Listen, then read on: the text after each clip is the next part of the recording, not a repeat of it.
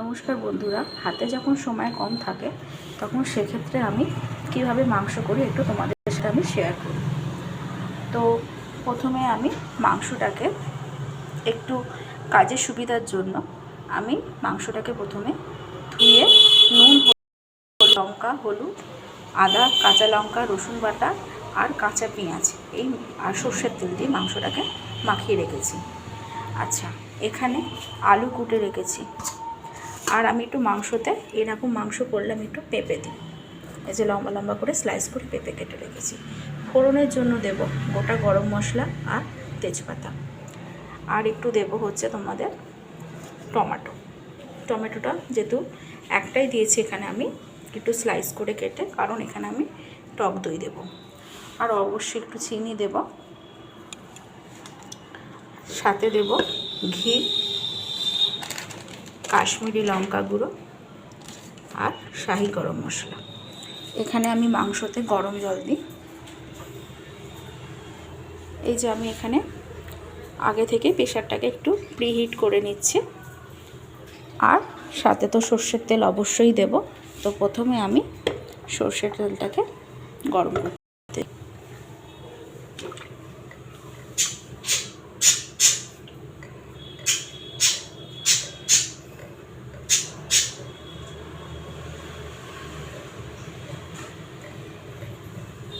তেলটা যে যার পরিমাণ মতো দেবে।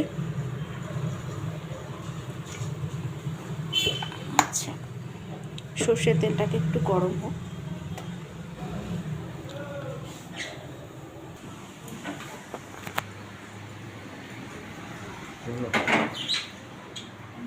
হ্যাঁ, পজ তুলে দিয়েছি আমি। নাও করো। প্রথমে গোটা গরম মশলাটাকে তেল একটু ফোড়নে দিয়ে দিলাম।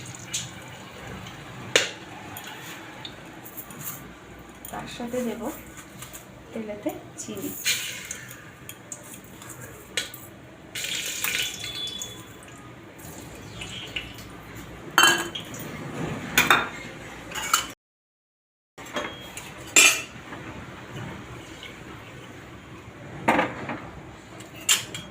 মশলাটাকে সুগন্ধি বেরোবে। প্রথমে এখানে আমি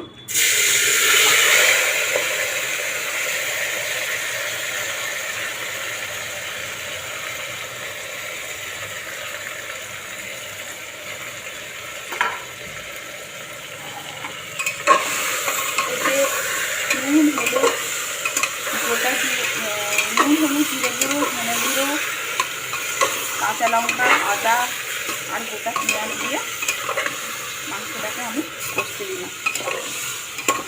জানলাটা একটু খুলে দিই, তখন ঝড় বৃষ্টি হচ্ছিল, ধোঁয়াটা হবে না। একটু অন্ধকার অন্ধকার লাগছে।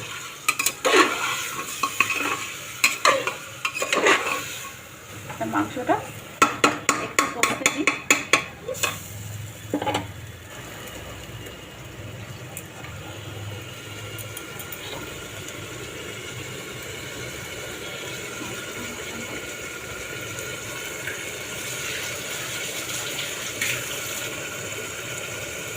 মাংস কালারটা ভালোই এসছে, মাংসটা খেতেও ভালো লাগে।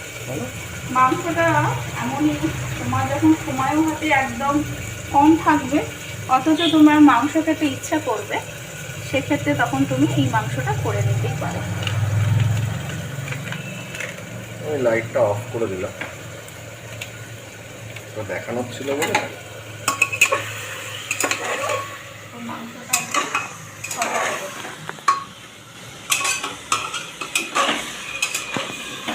আমি ফোনটা কোথায় রাখলাম?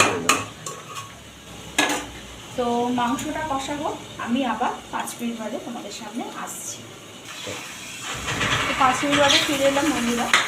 এই যে আমি এখানে টক দই ফেটিয়ে রেখে দিয়েছি। তো টক দইটাকে দেওয়ার সময় তোমরা সবাই জানো, এটাকে বানানোর প্রয়োজন নেই। একটুখানি আমি এটাকে যখন যে কোনো জিনিসে দেবো,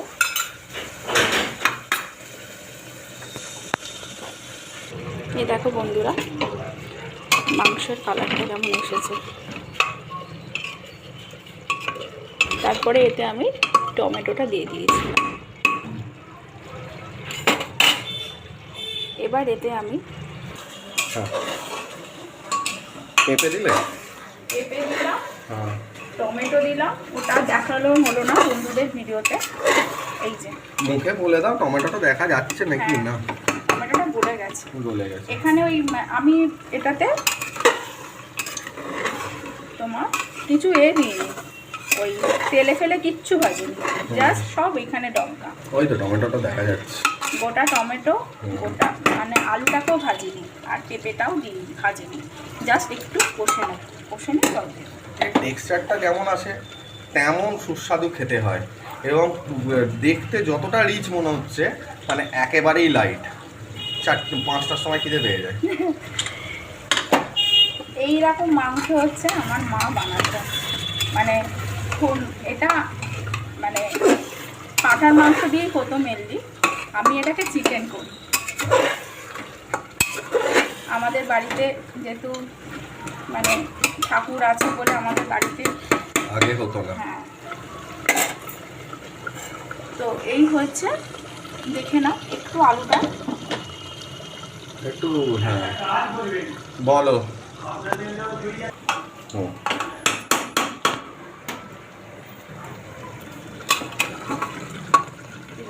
মোটামুটি আমাদের হয়েই গেছে। হয়েই গেছে। তো এবার এটা আলুটা কিন্তু চন্দ্র, ঠিক আছে। কালকে যে আলুটা আনলাম ওটা দিয়ে করছো তো? না, তাহলে আগেরটা হলে আলাদা ঠিক ব্যাপার, আছে, কালকেরটা এটা- কিন্তু চন্দ্র। আমি এবার এইটুকু আমাদের যেমন না তুমি লাগে, জানবে না সেই জন্য বলে দিলাম। যার যেমন জল মানে যারা কি স্ট্রেকচারটা পছন্দ করে। তো চলো, এটা আমি মাংসটা সেদ্ধ হলে আমি ফিরে আসছি।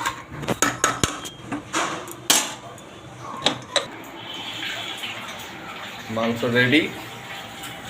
দাঁড়ান, ফ্ল্যাশ লাইটটা না দিলে আজকে হচ্ছে না। হ্যাঁ, এই দেখুন মাংসের কালার দুর্দান্ত হয়েছে। এটা তোমার মায়ের কিছু কিছু মানে ম্যাক্সিমাম মানে 80-90% রান্নাই মানে দুর্দান্ত ছিল। এবার এতে একটু আমি এই যে বন্ধুরা একটু ঘি দিয়ে দেবো, আর একটু গরম মশলা। ঘিটা না চামচে করে দেওয়ার চেষ্টা করবে। না, এটা যেহেতু মানে ঝোল ঘিটা ছিল হুম, সেই জন্য আমি আর করলাম না। ঘিয়ের ঝোল আর মাংসের ঝোল এক হয়ে গেল। এটা হচ্ছে শাহি গরম মশলা দিয়ে দিলাম, এটাতে রান্নার আলাদাই স্বাদ এনে দেয়। সত্যি জানে, এত বছর ধরে আনছে। তো এই হলো মাংস। একটা একটু আমি 5 মিনিট স্ট্যান্ডিং টাইমে রেখে আমি সার্ভ করে তোমাদের দেখাচ্ছি। এই যে বন্ধুরা, ফাইনালি আমার মাংস পুরো রেডি। চিকেনের এই পাতলা ঝোল আর ভাত, একটা অসাধারণ কম্বিনেশান। এটা ছাড়া আজ রবিবারে দুপুর জমে না। তো অনেকের ক্ষেত্রে আবার তারা মাটনের ঝোলও পছন্দ করে রবিবারে, প্রত্যেকটার বাড়িতে, অনেকের বাড়িতে আবার মাটনের ঝোলটাও হয়, কিন্তু আমাদের সাধারণ বাঙালিতে এরকম চিকেনের ঝোলই আমরা করি। তো এই রেসিপিটা তোমাদের কেমন লাগলো অবশ্যই আমাকে কমেন্ট করে জানাবে। আমার ইউটিউব চ্যানেল ব্লগ উইথ মৌমিতাকে সবাই একটা সাবস্ক্রাইব করে লাইক কমেন্ট করে পাশে থেকো। আর এই ভিডিওটা যদি ফেসবুক থেকে কোনো বন্ধুরা দেখে থাকো, আমার ফেসবুক পেজ মৌমিতা চ্যাটার্জিকে অবশ্যই লাইক কমেন্ট করে পাশে থেকো আর একটা ফলো করে দিও। তো চলো, আবারও আসবো কোনো রান্নার ভিডিও রেসিপি নিয়ে। তো এই রেসিপিটা একবার তোমরা বাড়িতে করে অনুরোধ করব, একবার বাড়িতে বানিয়ে খাবে, খেয়ে আমাকে কমেন্ট করে জানাবে। আশা করি তোমরা এটা আশাহত হবে না। এই রেসিপিটা এতটাই সুন্দর খেতে, এটা হচ্ছে আমার মায়ের হাতের রান্না। আমি স্পেশালি যখন হাতে একদমই সময় থাকে না তখন এই রেসিপিটা আমি বানিয়ে খাই আর তোমাদের সঙ্গে তাই শেয়ার করলাম। তো চলো, এখনকার মতো বাই।